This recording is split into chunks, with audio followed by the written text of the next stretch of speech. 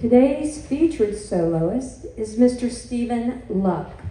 He studied at Philadelphia's Curtis Institute of Music, and for 26 years he served as principal trumpet of the United States Military Academy Band at West Point.